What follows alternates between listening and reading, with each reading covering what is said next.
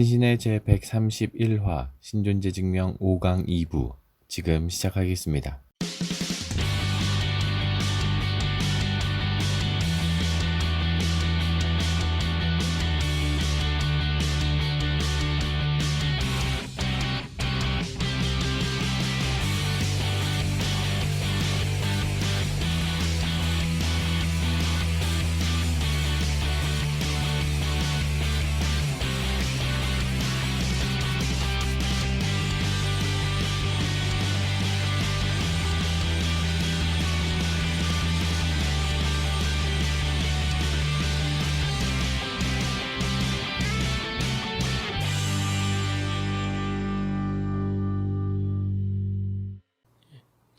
큰 테두리에서는 비슷한데 좀 내부적으로 들어가 보면은 좀 그래서 지적 방향은 설계는 다르네요. 이제 과학자들이 많은 과학자들이 거기에 들어가 있긴 하지만 네. 진화론은 일단 음. 그 절반만 믿는다는 것 자체가 과학이라고 보기는 좀 어렵다. 큰 테두리에서는 어떻게 될 것 같으세요? 결국은 유실론적 진화론으로 넘어갈 거고요. 음. 근데 이제 지적 설계의 장점이 있습니다. 네. 그래서 장점은 신기한 거, 음. 기가 막힌 거 이런 거를 엄청 잘 찾아내거든요. 이분들은 아, 그래요. 그걸 찾아내야 그거 신의 설계한 그렇죠, 걸로 그렇죠. 하니까 그래서 해석이 불가능한 거. 도저히 해석이 불가능해. 너무 기가 막힌 것들이 음. 많아요. 그러니까 그런 걸 찾아내서 이제 신의 뜻으로 바뀌었기 때문에 지적 설계의 논의를 과학의 논의로 쓰지는 않지만 신학과 형이사학적인 논의로 신의 존재를 증명할 때는 지적 설계가 최고의 역할을 합니다. 뭐 그런 게 될 수 있겠네. 옛날에 어떤 분이 그러시더라고요. 모든 것이 이제 열을 받으면은 온도가 내려가면은 수축하는 게 맞는데 예. 유일하게 팽창하는 게 얼음이래요. 물이래요. 왜 다들 근데 그러니까 바다가 끝까지 얼지 않을 수 있는 거고 위에만 이제 얼어서 물고기들이 밑에 밑에 살 수 있다. 예. 근데 뭐 그런 걸 하면서 뭐 설교 때 많이 인용을 하죠. 네. 하나님이 어떻게 이렇게 오묘하게 네. 오직 물만이 팽창하게 만들 수가 있느냐. 뭐 이런 것들인데 아마 그런 것 같아요. 그거를 이루어 놓으신 분이 예. 하나님, 신 그렇게 해석을 한다면은 지적 설계론적인 해석이겠네요. 예. 그러니까 신기하고 과학으로 이해가 안 되는 것들은 그거 찾아내는 분들이 전문가니까. 그래서 이제 신이 이렇게 위대하다. 이 세상이 이렇게 저절로 만들어진 것이 아니다라는 네. 것을 논증할 때는 지적 설계론자들의 그런 논리를 가져와서 신학적으로 형이사학적으로 근거를 삼는 거죠. 근데 과학이다 할 때는 그걸 갖고 만다는 거죠. 과학자들이 되게 싫어하죠. 아, 그럴 수가 그건 있겠네. 자꾸 밝혀지거든요. 신기했지, 모르겠지 이랬는데 시간 지나가 밝혀졌어. 자, 이제 그럼 다시 넘어가죠. 이거 예. 너무 이쪽으로 많이 왔네요. 예. 그들 한번 계속 가보겠습니다. 이분은 이제 루터교의 신자였었어요.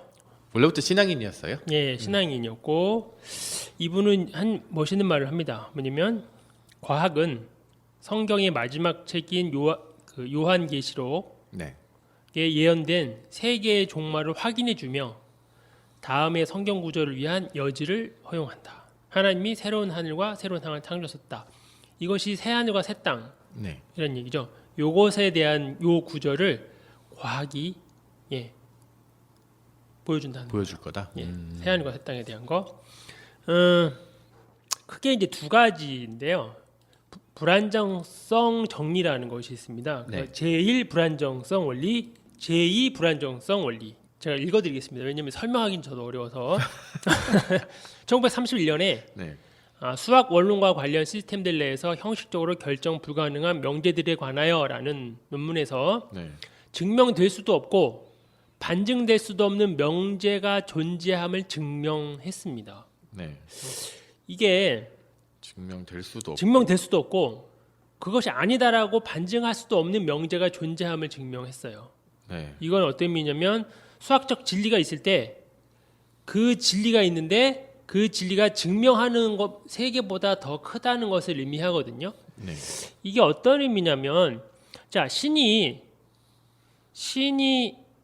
있다. 네. 신이라고 하는 존재가 있다. 신은 완전한 존재잖아요. 근데 이 신이 있다는 걸 증명해봐라. 네. 본인이 얘기하죠. 음. 또는 그럼 유실론자도 그럼 신이 없다고 니네가 한번 증명해봐라 얘기하잖아요. 근데 증명될 수도 없고 증명이 안 되는 반증될 수도 아. 없는 명제가 존재한다. 신이 있냐 없냐 요 신이 존재한다고 해도 네. 신이 있는지 증명하거나 네.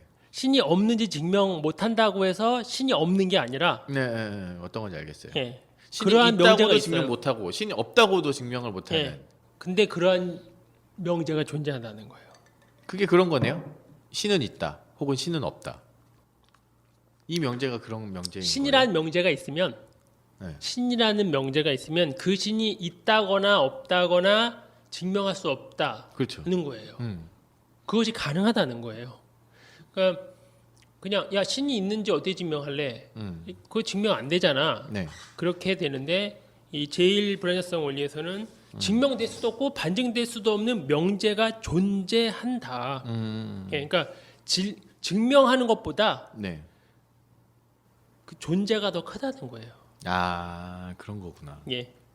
그래서 유한한 도구잖아요. 증명한다는 건 유한한 도구를 보고요. 유한한 도구를 가지고 무한을 연구하는 무한은 신이라 우리가 네. 수학으로 치면 수학의 무한이라고 볼 수 있고 신학으로 치면 이제 신을 얘기하겠죠. 그러니까 유한한 도구, 증명이라는 도구를 가지고 무한 신을 연구하는 학문은 완전히 결정할 수 없는 대상이 있음을 인정해야 된다는 거예요. 유한한 도구, 증명이라는 도구를 가지고 무한한 존재인 신이 있다 없다를 완벽하게 증명할 수 없다는 것을 인정하라는 거예요. 네네. 뭐 그렇다고 하니까 그렇다고 받아들여야 되고요. 또 하나는 제2 불안정성 정리가 네. 있습니다. 임의의 재규적 형식 시스템이 무모순일 때 그 시스템은 무모순성을 증명할 수 없다는 건데요. 이 재규적 형식 시스템이 뭐냐? 이거는 그 내부에 포함된 모든 명제에 대하여 어떤 명제가 있을 때 그 내부에 포함된 모든 명제에 대하여 증명 가부를 결정할 수 있도록 엄밀하게 고안된 시스템. 재규적 형식 시스템이 그 시스템 안에서 표현된 모든 진리 명제를 증명할 수 있을 때 그 시스템은 완전한 시스템이라고 한다. 아 이거는 무슨 말인지 모르겠네요. 내부에서 네. 그러니까 어떻게 보면 순환 논리로서 증명할 수 있는 거. 순환 논리로가 완벽한 논리라고 해야 될까요? 그건 어떤 의미예요? 순한 의미로 증명한다? 그냥 쭉 한번 보겠습니다. 네. 자, 수학. 네. 이분 수학자니까 수학이라는 시스템이 모순이 없는 형식 시스템으로 많이 환원될 수 있다. 시스템에 모순이 없어. 네. 모순이 없는 어떤 형식 시스템이 것으로 만약에 바꿀 수 있다면 이 괴델의 제2 불완전성 정리에 의해서 수학 안에서의 수학의 무모순성이 증명될 수 없다. 신학으로 많이 적용하면 네. 신학이 무모순한 형식 시스템으로 환원되면 신학 안에서는 네. 신학의 무모순성이 논리적으로 확보될 수 없다. 증명이라는 것을 우리가 하잖아요. 네. 증명이라고 하는데 증명으로 모든 것을 해결할 수 없는 진리의 세계가 있다는 거예요. 자, 신이 있어. 신이 있는데 그럼 우리가 증명할 수 있느냐?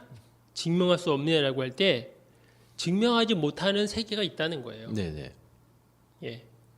그러니까 신을 완벽히 증명해낼 수 있느냐? 뭐 못하는 거죠. 네. 그렇다고 없는 건 아니니까 없는 건 아니라는 거고요.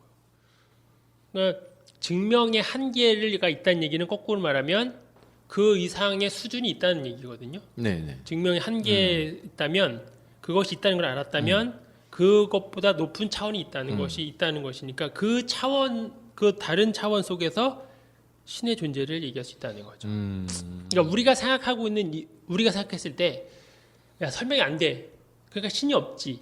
이 얘기하잖아요. 그게 아니라 우리 세계에서 설명하거나 증명할 수 없는 세계가 있다는 것 자체를 증명한 거거든요. 아. 그 말은 네네. 뭐냐면 그러면 그 더 높은 차원이 있다는 그 얘기잖아요. 다른 세계가 그러니까 있다라는 거. 우리 세계의 한계가 증명시킨 거 이 사람이.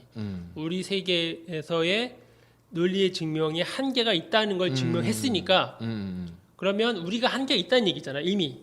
네. 그럼 한계가 없는 다른 차원이 있다는 얘기잖아요. 그러면 이 세계가 다 끝이야라고 이야기하면 안 되는 거예요? 그렇죠. 다 우리가 증명할 수 없는 부분이 있는 거예요.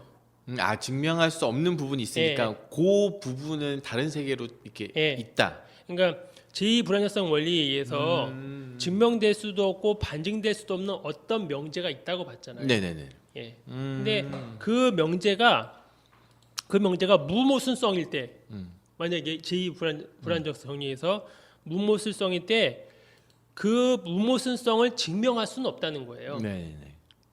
그러니까 증명할 수 없는 그러니까 증명의 한계를 말한 거죠. 그죠. 증명의 한계가 있으니까 예. 그 한계 이상의 다른 세계가 그렇죠. 있는 우리가 거고. 한계가 있다고 네. 결정된 거니까 그러면 한계 넘어 넘어에서 존재가 있다는 거니까. 이분이 이제 그 존재론적 그래서 이제 이분의 우리가 지금 하고 있는 게 이제 신의 존재론적 증명이잖아요. 네네. 그래서 괴델이 존재론적 증명을 복잡한 논리학 기호로 설명을 했습니다. 네. 뭐 한 10줄밖에 안 되는 건데 네. 음, 여기 써 있는 이 예, 기호인가 봐요. 저 뭐 피 뭐 이런 네모, 세모, 화살표 이건데 한번 이걸 들으시는 분들은 괴델의 불안정성 정리를 찾아보시면 되고요. 이게 논리학 기호이기 때문에 패스하겠습니다. 네네. 예, 저도 잘 모르겠어요. 이거 하려면 이제 이런 기본 수식을 다 알아야 되는 거니까. 그래서 설명한 것만 그냥 좀 네. 보겠습니다. 자, 일단 괴델이 신을 정의합니다. 네. 신을 정의하는데 신이 어떤 거냐? 모든 긍정성을 가지고 있는 존재다.